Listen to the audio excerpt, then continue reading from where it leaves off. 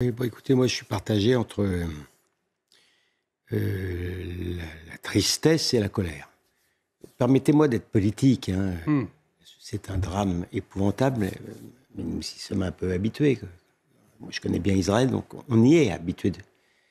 Mais ce que je déplore, avant tout, c'est le sens critique à sens unique, tel qu'on l'entend dans certains médias français ou dans certains politiques français, vraiment. Parce qu'il faut bien comprendre, ce qui se passe là, c'est la haine à l'état brut, c'est l'islamisme à l'état brut, c'est la haine antisémite à l'état brut. Je ne dis pas du tout que les Israéliens sont indemnes de toute faute politique, c'est pas du tout mon point de vue. Mais sachez que les Arabes de Palestine auraient depuis longtemps eu leur État s'ils avaient accepté une parcelle d'identité juive sur une partie de la Palestine. Mais ils la considèrent. Ils ne sont pas intéressés par ça.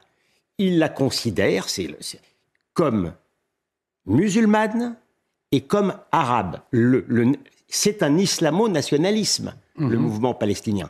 Et il y a une éducation telle à la haine que les gens se réjouissent.